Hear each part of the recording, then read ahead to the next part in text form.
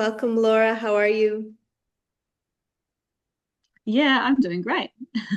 Great. Laura is here from New Zealand, and I'm so looking forward to this because even though we know each other, we don't really know each other. Laura and I have been fellowshipping together for months since Genesis. Since we started reading From in the the beginning. from the beginning. And of course, we have some moments of sharing, and we all kind of catch each other up in our daily lives. And I know a little bit about your background, but I'm really looking forward today to hearing all about your background and everything that has led you to exactly where you are right now. Which I like to Mhm. start off there. I like to start off, where are you now? And then you can rewind as far back as you want to. Cool. Yeah, so we live in Northland up the top of New Zealand. And I have my husband and three children. My oldest is 10 and my youngest is not quite 4 months old, so pretty little, and a 4-year-old in the middle. And we are pretty new to the faith in general. We have been about 2 years maybe in sort of since kind of coming onto the path, and then maybe only a year or even less than a year following Torah. And that's been a slow, gradual journey in itself as well. So we homestead.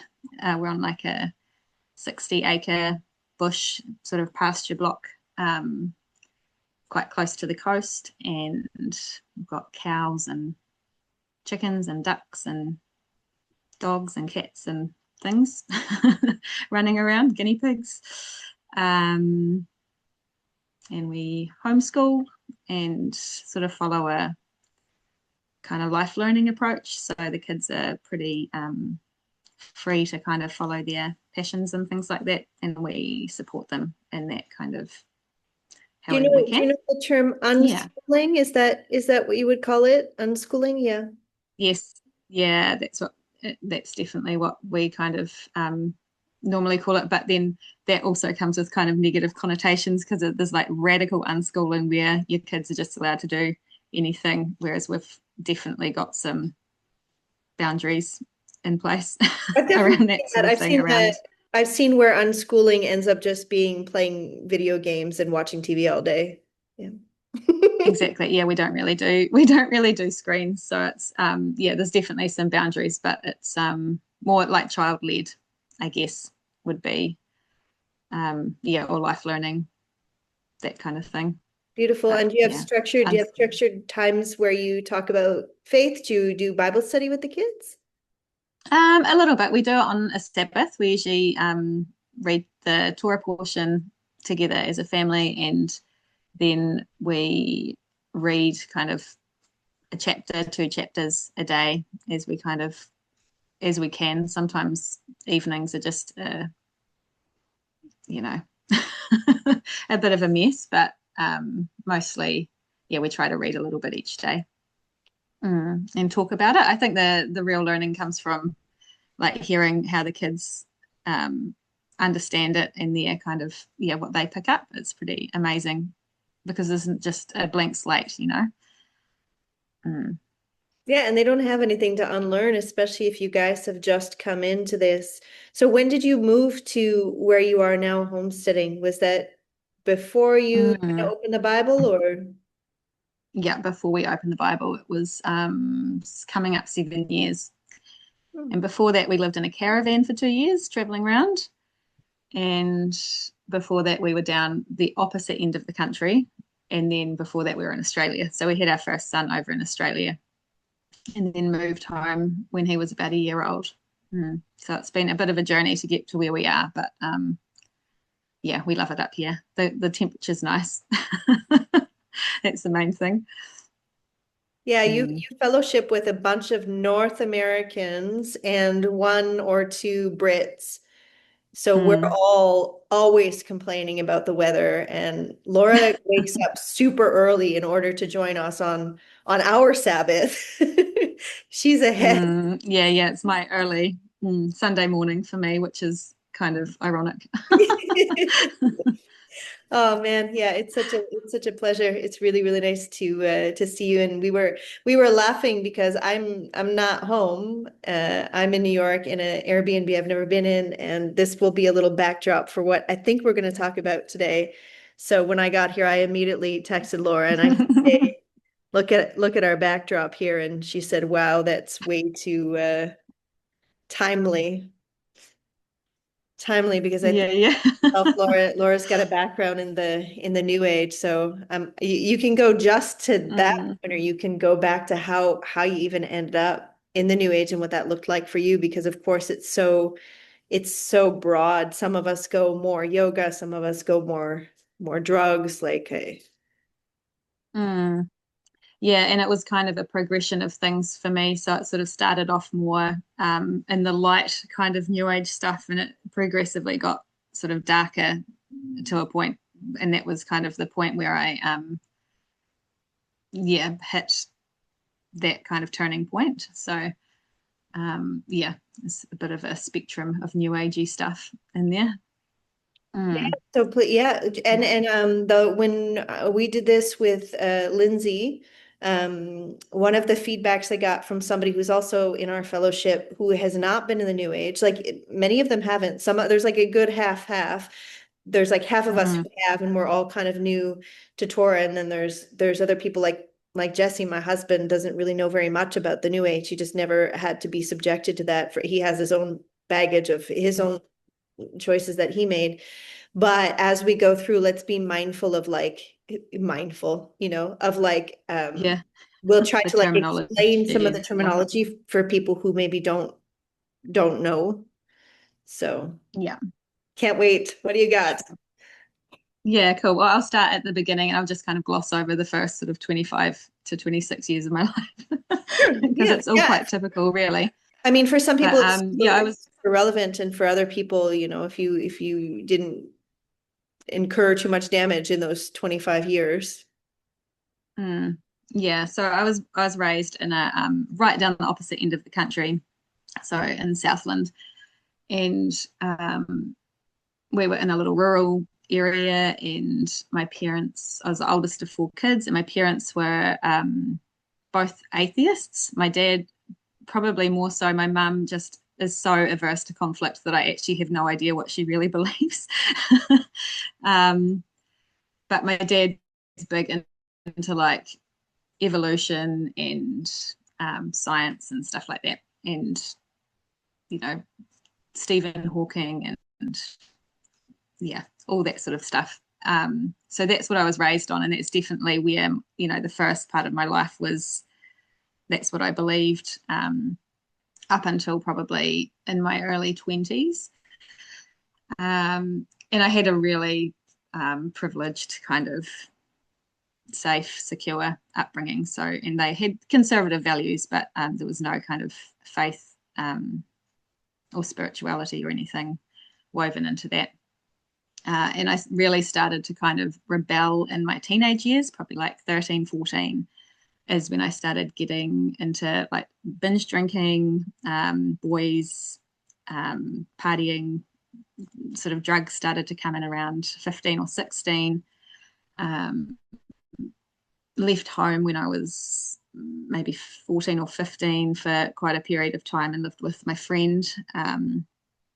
Yeah, so I was pretty awful as a teenager. Actually, I put my parents through the ringer and um, definitely regret doing that. I was the oldest child, and they were yeah, pretty. My mum especially. We had a really challenging relationship back then. So that kind of led into uni, and it was just a continuation of binge drinking and boys, and having sort of boyfriend to boyfriend and cheating on boyfriends and one night stands and just like debauchery. Um, and then at uni, sort of started getting into the like party drugs and psychedelics, uh, especially towards the later part of uni. And that continued again through my 20s when I went into the workforce and So it was just sort of work during the week and then get smashed on a Friday and Saturday night, basically. And that was my um, the pattern of my life up until I was 26.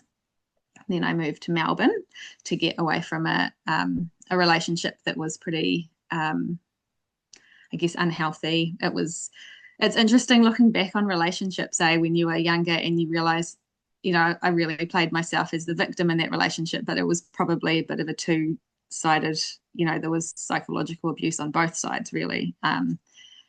And yeah, anyway, at the time I moved away. Don't you think it's because we're not supposed to be, I don't know. Tell me if you think differently than I do. We're not Mm, supposed to be dating. Like I feel like we're not supposed to have who knows how many men in our lives before we get married. It will never go well. mm, no, never. And that was the same in my marriage now. Actually, we only got married after coming to the faith, Mm. um, and it didn't go well really leading up to that point, which I'll get to a little bit later. um, but yeah, so in Melbourne, I started dating my husband now, um, and we actually went to the same high school in Southland together in Invercargill together. And he was just one of the people that I knew when I got there. So I made contact and started hanging out with him and his group of friends over there. Um, yeah, so we started dating and then pretty soon moved in together and then pretty soon had a dog together, then pretty soon had a son together. So it all kind of moved quite quickly. And at that point, I wasn't really into any, I didn't really think about anything spiritual. There was maybe like a little bit of yoga. I did a bit of Ashtanga yoga when I was in my 20s. So there was a little bit of that. But it was mostly smoking heaps of weed and getting super drunk like all the time, like almost every night in Melbourne because I wasn't working for the first 6 months that I moved over there. Um, and my husband he's been sober since oh like high school. On like he'd have little periods where he'd drink, but he's mostly sober. Like he doesn't really like himself as a drinker. And so he was really the pathway for me out of drinking. He kind of challenged me to do dry July just after we got together. And after that, I just couldn't stand the feeling of being even a little bit tipsy. So that was the end of my drinking, and I haven't been drunk since. I've had maybe a couple of glasses of wine and a few beers, sort of one at a time, on a few occasions with family and stuff. But that was the end of my drinking, which was yeah, I'm really glad to leave that behind me. And yeah, the moving from Melbourne was also because we were into gigs and that kind of music scene, and then moving away from Melbourne was sort of that wasn't there anymore, and so we did get into cannabis in quite a big way, and that was something that continued through my 20s and 30s up until very recently, actually. And it became it was recreational back then. And then I started making oils and tinctures and things like that. And so it was more medicinal. And I was a medical herbalist. So I was using it with patients as well, which is illegal. So I'm not doing that anymore. More for my it's my own conviction. Like I don't think there's necessarily anything wrong with it. It's a plant. It is medicinal, but you have to be really discerning about how it's used, I think, and why it's used. And Do you think if you were I, living somewhere where it wasn't illegal, you would feel better about it? Yeah, probably because I feel like the conviction I had was about like my family and the Yeah. safety and the feeling of anxiety that I had every time a heli because they do air raids and things like that. So it just wasn't it wasn't. I don't think Yah wanted that for me. I don't think he wanted me to be living in constant fear of being busted and what that would do for my family. Um, and I do see how it's misused as well, like especially in a medicinal context. Some people are using it just like they would use alcohol or Mhm. other drugs as an escapism, from dealing with the deeper issues. But I don't feel like I need to be the gatekeeper for that. Well, I didn't feel like I needed to be the gatekeeper for that for people. That's just Sometimes people have part of their a journey.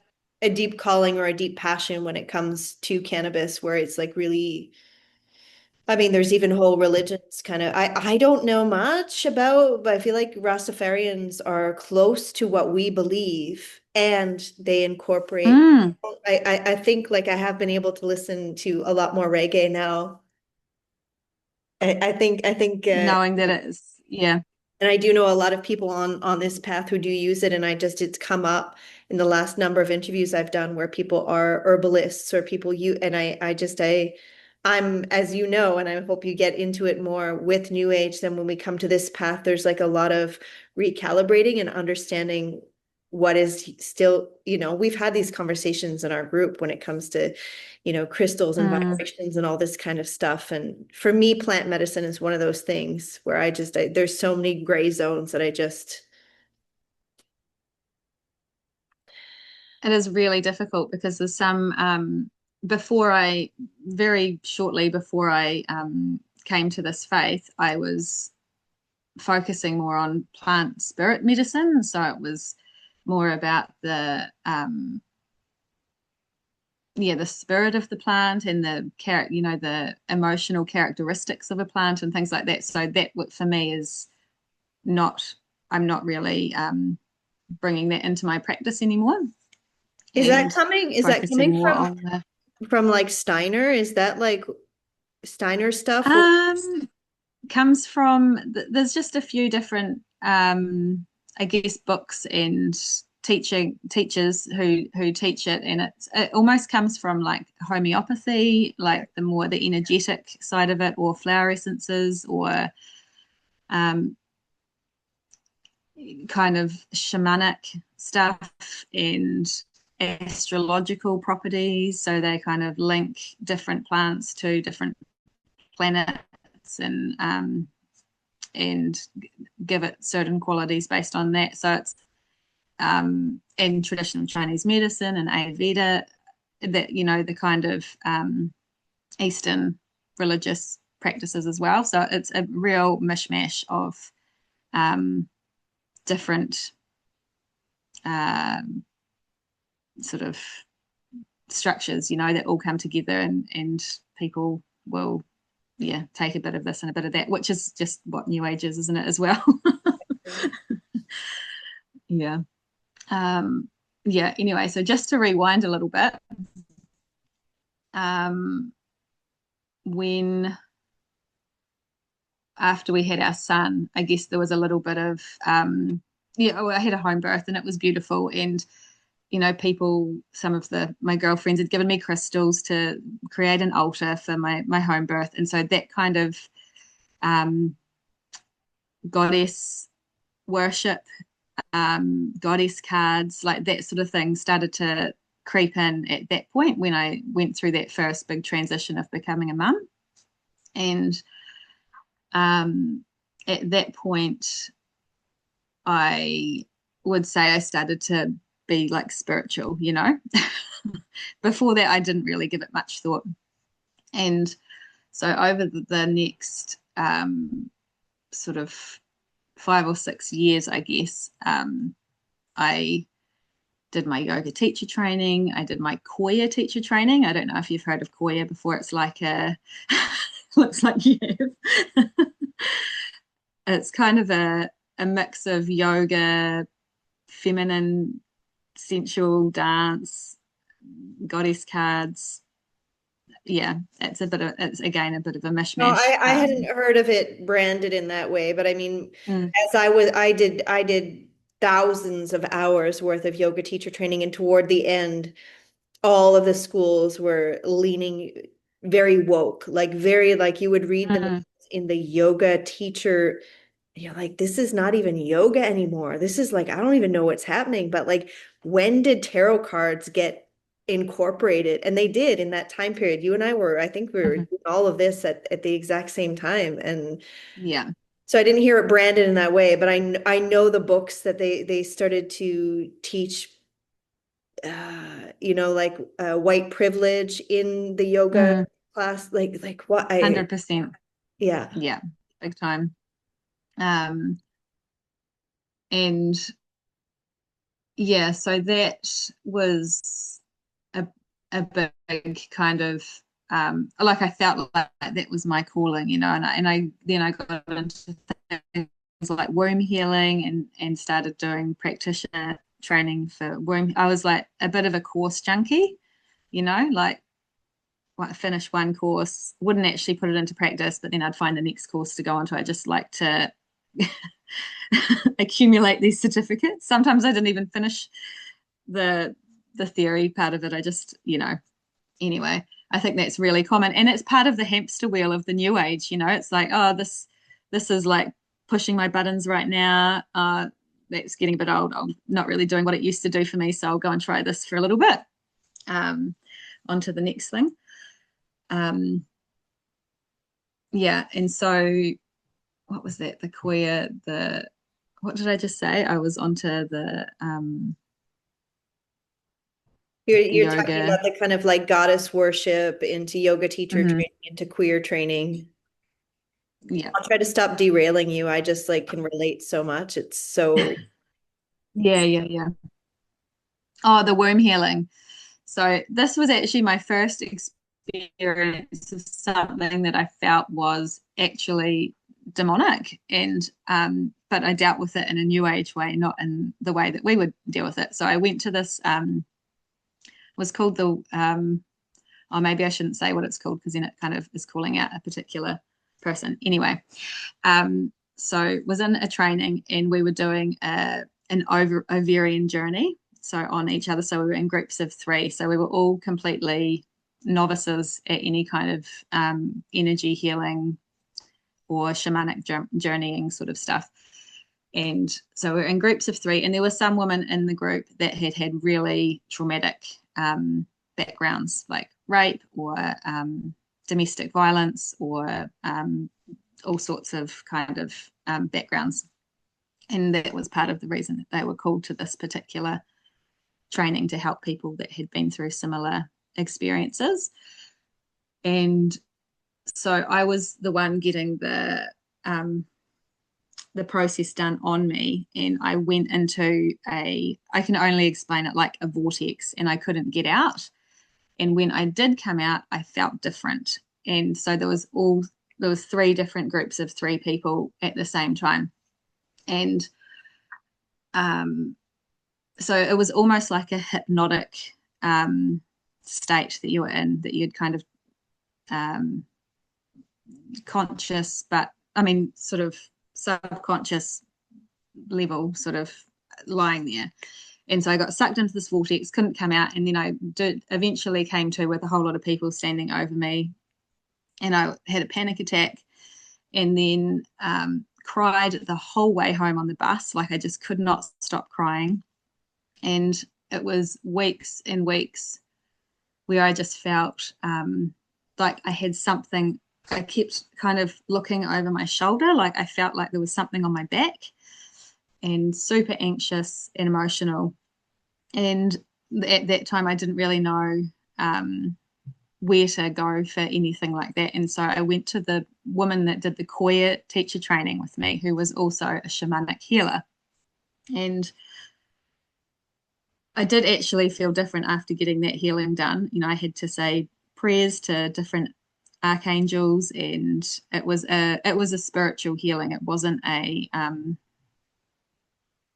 like it was calling on different entities to remove the, to protect me and to make sure the entity didn't reattach itself, basically.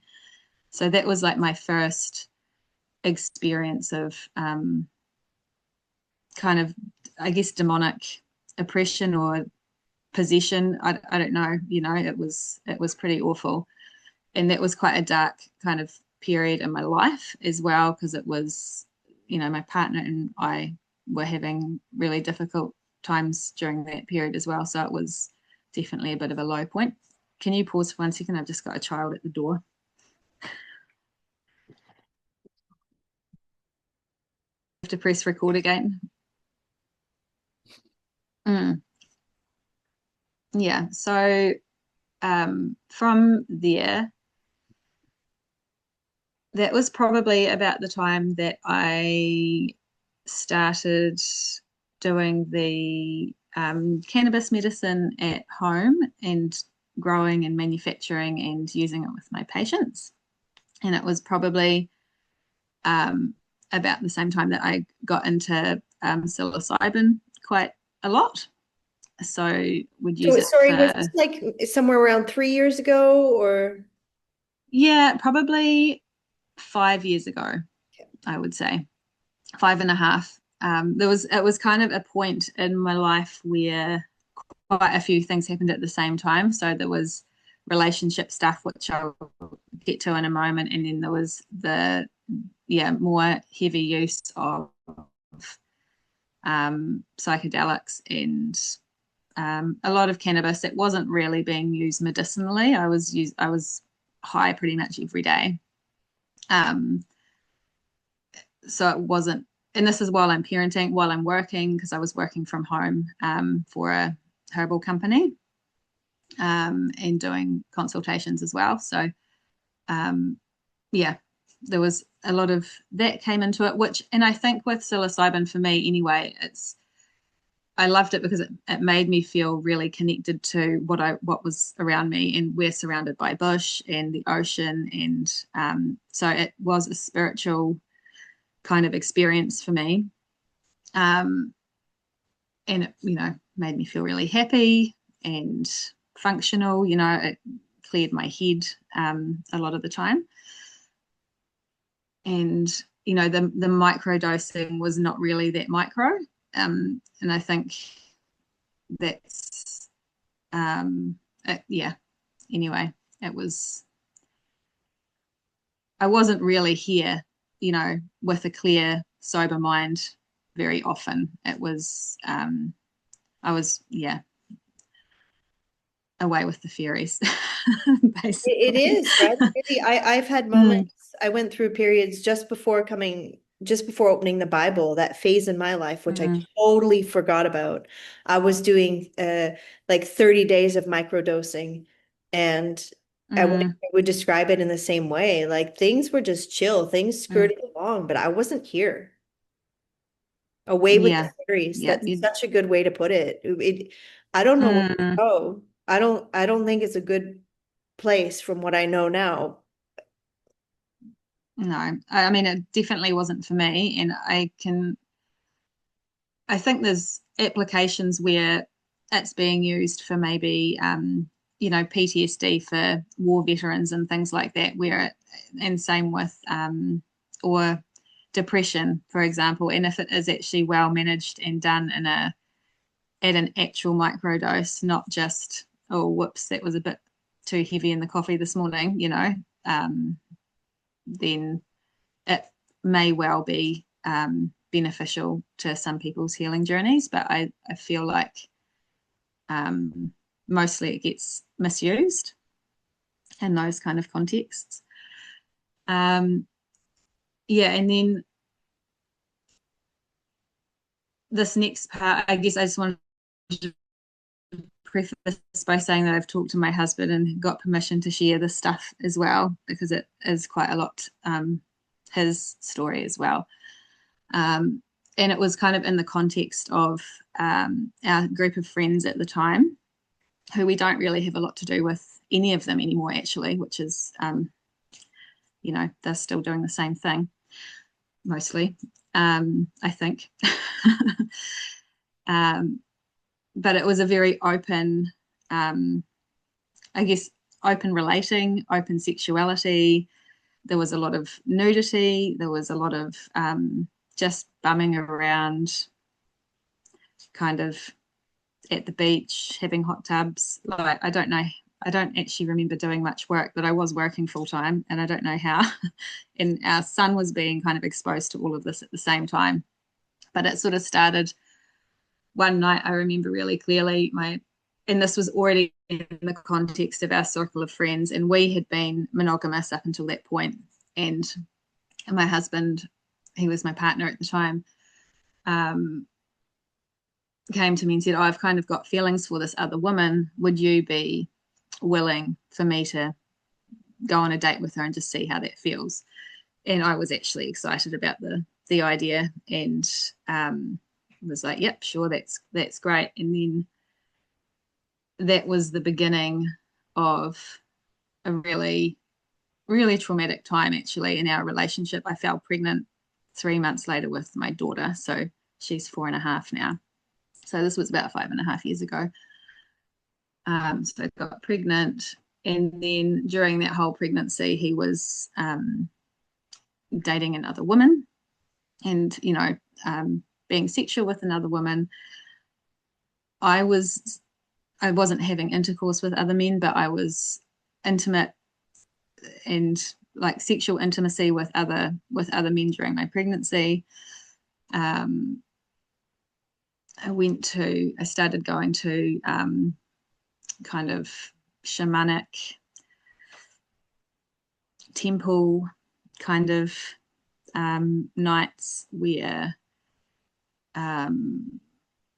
it was kind of anything goes. It actually kind of makes me feel a bit nauseous now talking about it, but it was just a really dark time of our relationship and of my life really, and that was going through that. And then Mahina being my 4-year-old being born, and that's still happening, and sort of having a newborn and trying to navigate this 3-way relationship that was going on. And we eventually, were able to cut it off. And it continued because most people will say, why didn't you just, if it was traumatic, why didn't you stop? And it was that wanting to put we wanted to push societal norms, like we were the schooling system, the way that we live off grid in the bush, and we just didn't want to do anything according to what the normies would do. Do you know what I mean? And you get this kind of idea in your head that the reason that we're in these monogamous relationships is it's not how humans have evolved to be. The monkeys have sex with everybody, so we should be having sex with everybody. And we're not designed to be in these monogamous relationships. Which of course we've repented from, but it was, that was the driving force. It was spiritual growth. It was to be different and push the boundaries of normal. And so we just kept on going through it until a point where it was either where, is it her or is it me sort of thing. And he said, well, of course it's you, this is my family, and that's not my family, and from there it was kind of a good probably 18 months of healing. And the thing that really there was a book that I read, and the woman was a Christian who wrote the book, so she referred to God throughout her book, and it was a book more or less about taking personal responsibility for every moment of your life, I had been the victim during that. I had put myself as the victim in that situation. Like, this is all happening to me. I don't have any power over it. Um, and when I eventually got to the point where I could say, actually, I chose that, I was one of three people who were all adults and we all made that decision. I could have stopped that at any time if I'd wanted to. And when I flipped that, and really owned that experience, I was able to, the healing happened almost instantly, and I was able to forgive my partner and forgive the other woman in the situation, and move on. And and that was also the first time I'd really, because that book had been so instrumental in turning that around for me. I also was all of a sudden open to God. Could you And remember the name of the book and the author? yeah, so her name is Yolanda Norris Clark. She's in the Christian Orthodox Church, and she writes mostly about free birth and Oh, okay. the so the book is kind of framed from a birthing perspective and um, owning your experiences in birth, but it relates a lot to anything that happens in your life. Yeah. Because I guess birth is, is so, it's a bit of a mirror, Yeah. for other experiences that happen. How you are in birth is how you are sometimes, with other things that are going on. We're not at Uh, that part in your testimony yet, but have you not seen, like, for those of us, yourself and myself and many other people who were drawn into that wishy-washy, weird psychedelic orgy kind of stuff, that there's like this, like, I often have, gosh, how can I say it? It's almost like a remembrance, or it's like something of this way of being in community and set apart from the world. So we were looking to the festivals and the drugs to get there. And then mhm, fast forward, we find the actual God of the Bible, and then we discover who we are in Messiah, and we see how we mm. are meant to be set apart in that way, just sober. Just sober. It's way better. And following a certain set of rules, but we're still outside of that mainstream normie. Isn't Mm, that wild? There's like, we it think is we can wild. be these rebels in this like bad way, and here we are. We're still rebels. We're still the weirdos on the outside of all of it. Yeah, Sorry, I just yeah. had a moment there that was not, which is great, as you were. Yeah. Oh, yeah. And then, so it was actually at a festival after that. I'd just been, it was, must have been I'm just trying to think for it, must have been 2 years ago. 2 years ago, pretty much to the day. Well, it was around the start of December 2 years ago. Or was it 3 years ago? One or the other. And I was at a festival, and I had just gone through this winter of reading this book and forgiving this other woman. And then here I am at a festival face to face with her. And that was the moment where I sort of said, I forgive you. Let's just move on. And it was that same festival that, it was, how a lot of those New Age festivals are often quite light, yoga, Reiki, kind of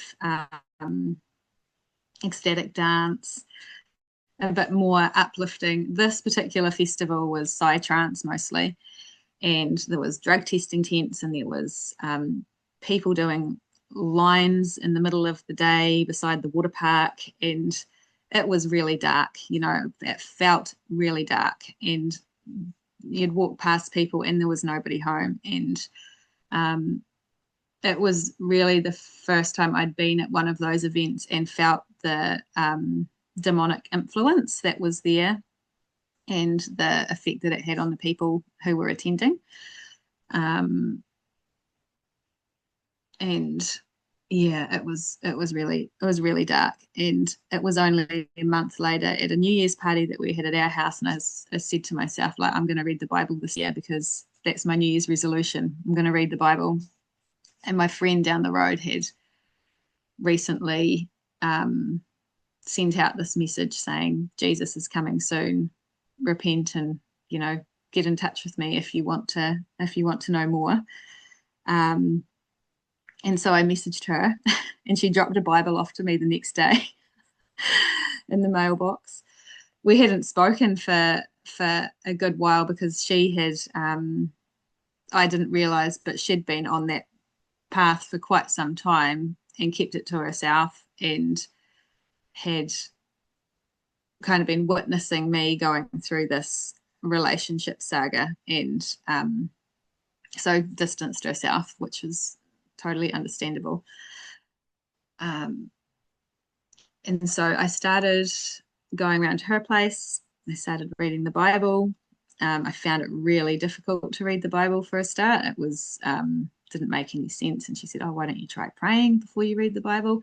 Like, I found it so difficult to read the Bible. It took me like up to this point, when I first prayed before sitting down to read, it was only in like John 6, I think I was up to. So it took me like a good month just to get to John 6.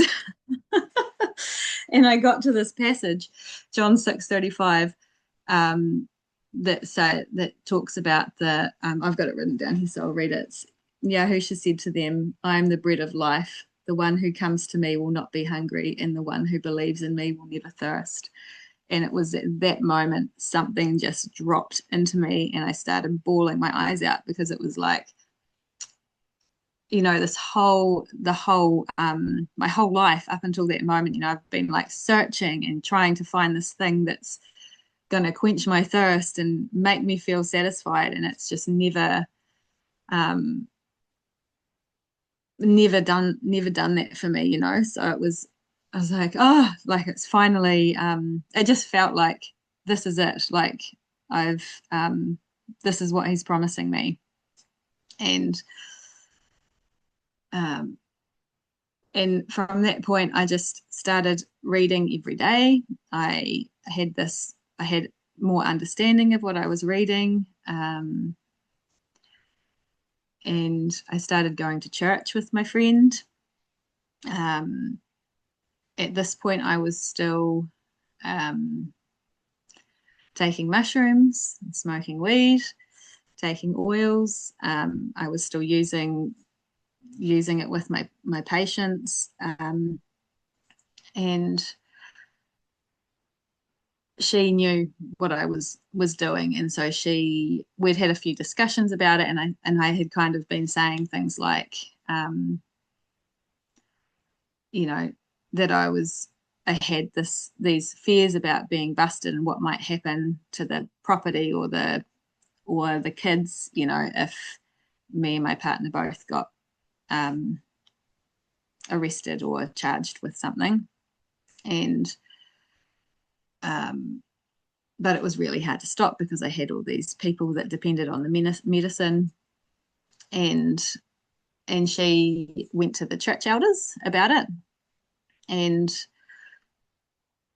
they were actually the pastor was actually really understanding about it. He said, well, it's not, she's trying to be the Holy Spirit for you, and that's not her job. So it really has to come from, he didn't tell me what to do, basically.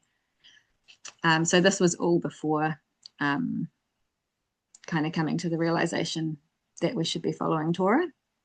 And so I never got a chance to be in a church in that with those realizations, because I'd only read the New Testament at that point. I think I'd read maybe some of Genesis, but I hadn't read yeah, the Old Testament. So it hadn't really come up against even the Sabbath thing or the clean eating or anything like that.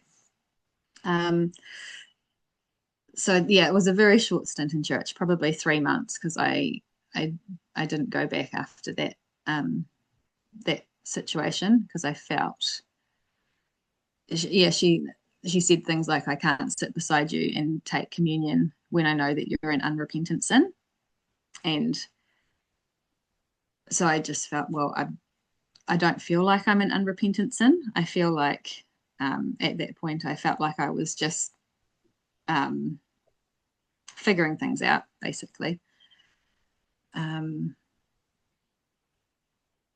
yeah, so that was my church experience. And shortly after that, I started fellowship. We as a family, because my husband, there was just no way he was going to go and sit in church because it was too much of an institution, you know. And he was pretty open to um, probably the first 6 months. He was kind of like, what's going on here? And it was actually the Olympics, you know, that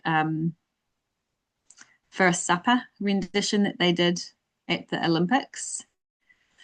That was the turning point for him when he was like, oh, they're really mocking Christianity. Why would they be mocking Christianity? You know, and that was a little bit of a turning point for him. And then we started fellowshipping as a family with another family down the road who had also left the church many, many, many years ago because they were coming up against pastors and who didn't like questions being asked about anything, you know.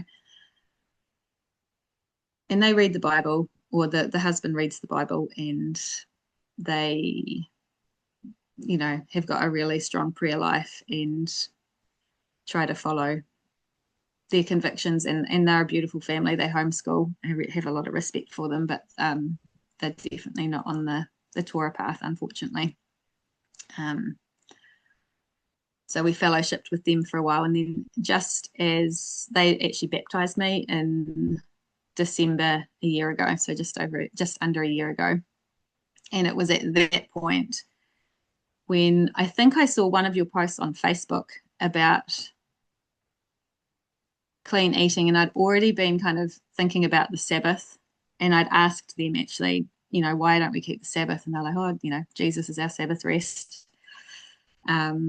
It's, you know, going to have, you know, if you feel like you need to have a Sabbath day, then take a Sabbath day. You know, it's only going to be good for your family, but, you know, we're not commanded to keep the Sabbath. And then I started, at this point, I was reading Deuteronomy and struggling a little bit. Oh, sorry, Leviticus, and struggling a little bit with Leviticus. And I remember the woman saying to me, I give you permission not to read Leviticus. And I was like, okay, I won't read Leviticus. I won't carry on with that. So I'll skip to the next one. And yeah, and there was just a few things that then when I started questioning the Torah, that I realized, oh, we're not quite, you know, I'm being convicted of one thing and being led in one way, and I'm being told something different by them. I just and it was a natural separation because we both got busy over summer, that it ended up being the opportunity that I needed to really dive into the word and figure it out for myself without any kind of influence or people telling me what to believe, basically. It has to be, if we remain in that situation where we're seeing one thing, like I'm seeing this now, I saw it in my own life, but also in the lives of these people, that it's the moment where they separate and they read the Bible for themselves that they see it. When you're still Mm, constantly around people who are telling you like what you just said about the Sabbath, or oh, don't read Leviticus. If that's what you're hearing, it's so easy to just coast through the mm, next 10 years in church.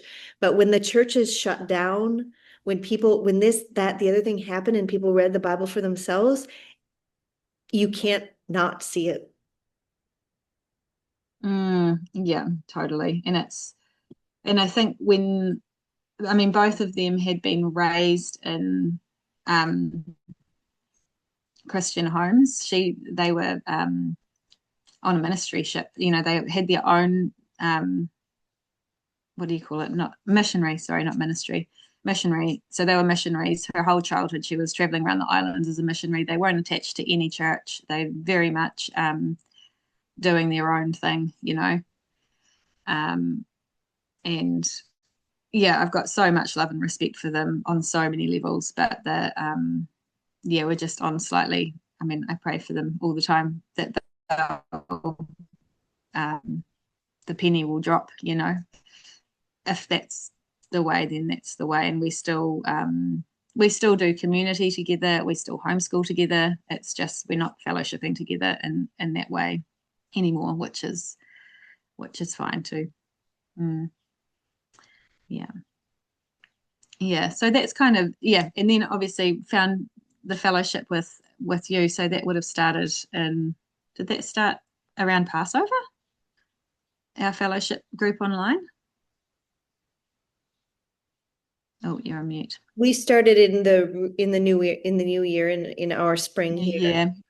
Yeah, Mm. you just said like you saw something that I posted on Facebook and then it made me think like I don't know how it is so funny how we come across each other, you know, like we have what, 8 people, 10 people in the fellowship and like where the heck did you come from? Like I remember looking for our mutual friends and like we didn't have any and that's been the case with a few people. See, I think it was the woman, my friend down the road, who was the one that gave me the Bible in the beginning.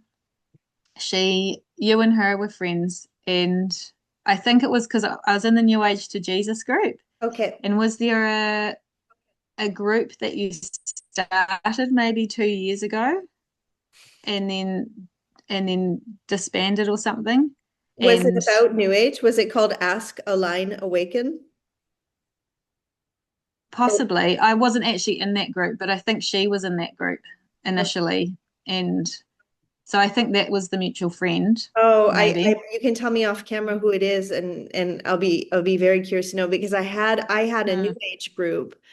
Because just like I do mhm, now, I know you're not on Facebook, you're just on Messenger now, but mm, as I do now, I ask less and less questions, but I used to always ask questions and I was always asking a lot of questions about people's opinions and it was new age stuff. And then so I had amassed this group where it was a very clearly a new age group. And then I got on the Jesus train and everybody freaked out. I freaked that whole group out real fast.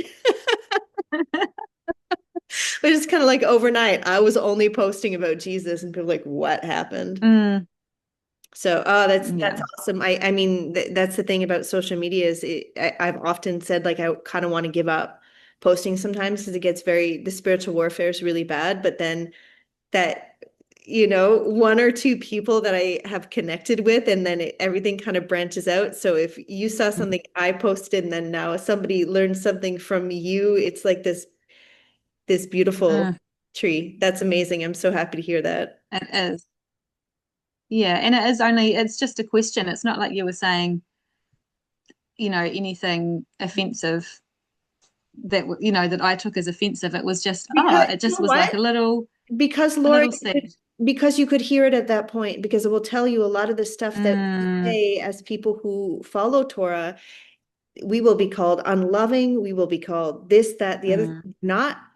And somebody said to me, people hear you growling. Even I'm talking like this, mm, but there's something get riled up inside people. Just like when you're in the new age and I had a friend he just got baptized maybe 3 months ago.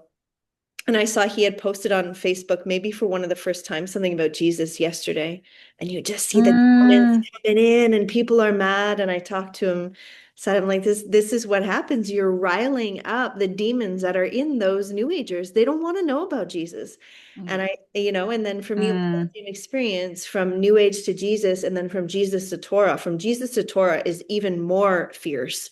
To go from then yeah. the people who want to follow the broad path of Christianity don't want to hear anything unless the scales are off their eyes and their heart is soft, and like yourself at that moment, Mm, it didn't aggravate you, but somebody else, I can yeah. guarantee 10 other people read that post and they unfriended me because I Yeah, you heard it yeah, though.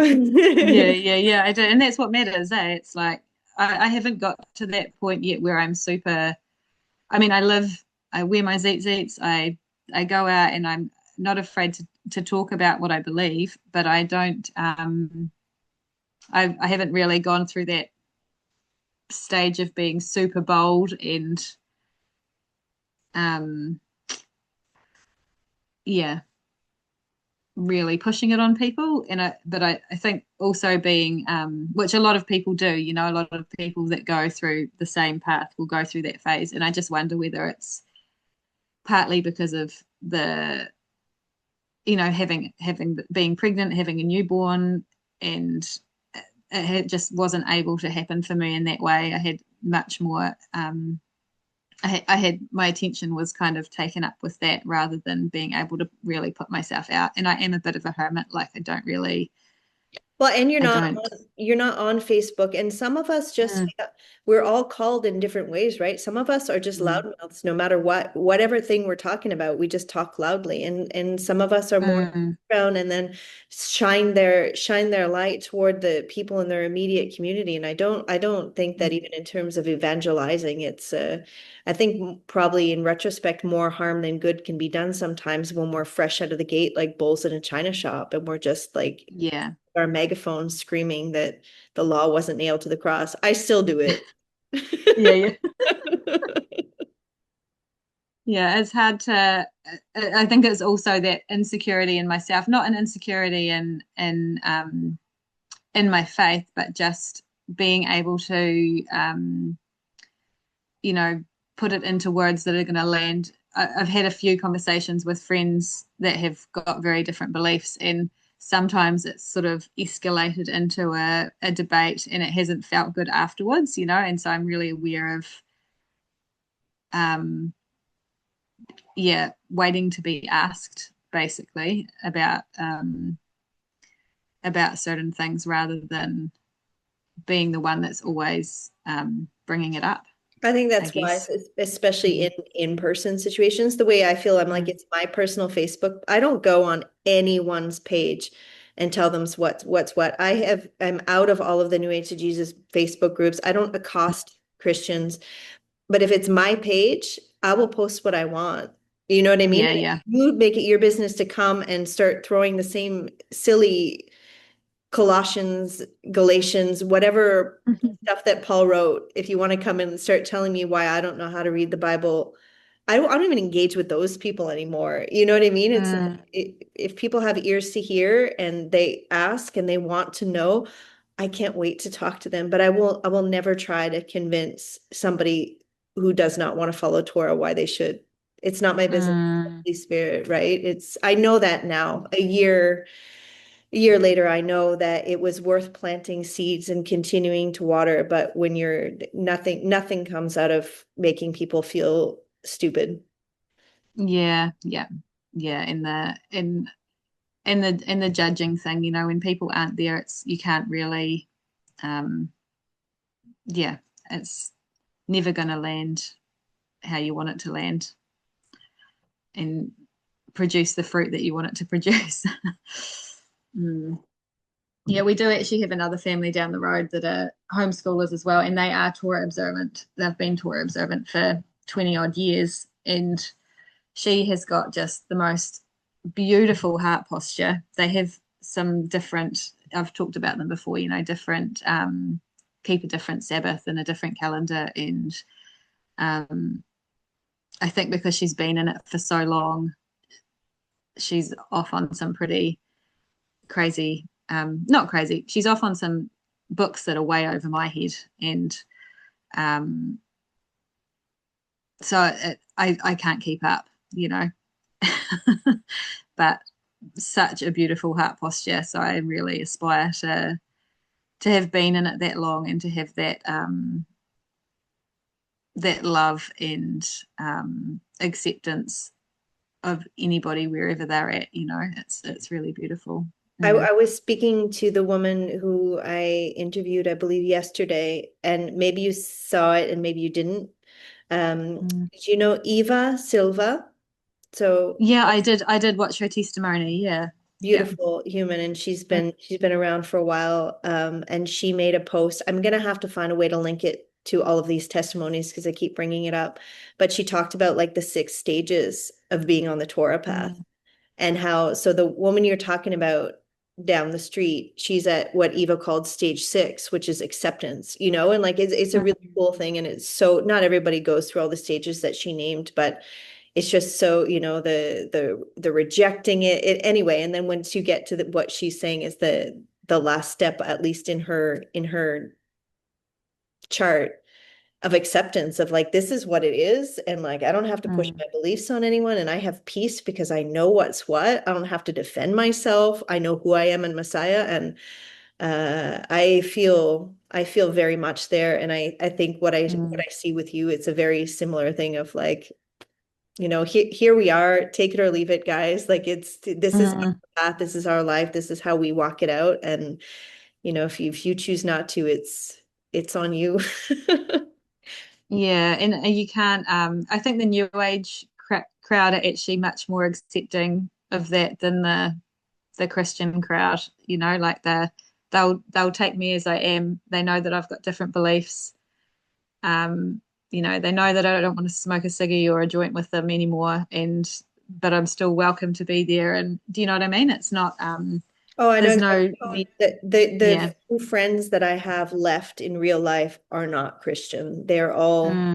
the New Agers or atheists that still loved me through my Jesus freak phase and just Yeah. let me do my thing and never felt threatened or attacked by my beliefs, even when my beliefs were flat Mm. out and are still flat out saying my way is this is the only way and your way is wrong. Yeah. They're still so what they're doing that I can sit and have coffee with a dear friend of mine who's still a yoga teacher and we have a Mm. beautiful time versus I can't have coffee with the people I used to go to church with because it's too Yeah. contentious. And Yeah. unless you don't even you just can't see how contentious it is unless you've been here and now you're over here and you're like, oh, wait a minute. Mm. Like Yeah. I can't believe you Mm. have people down the street. I picture you in this you're not in a busy metropolis. And No, no, but it's a bit of a hub for it's yeah. a bit of a hub for hippies and weirdos, like and the fringe dwellers, like one of the guys that's been here for 30 years, he calls us fringe dwellers. It's there's maybe 6 or 7 unschooling families on our road that's only, 5 kilometers long or whatever.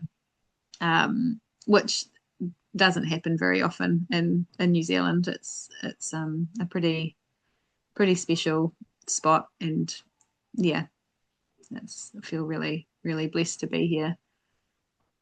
Yeah. So you found yourself in your weirdo fringe set apart and peculiar place that you were always meant to be in. He had his hand Mm, in you the yeah. whole time, and you were trying so Yeah. hard to be out of the mainstream.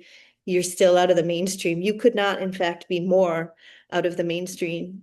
I had a friend No. say to me the other day, um, about the Torah path being the biggest conspiracy, really, because you're calling out the fact that mainstream Christianity has got it wrong.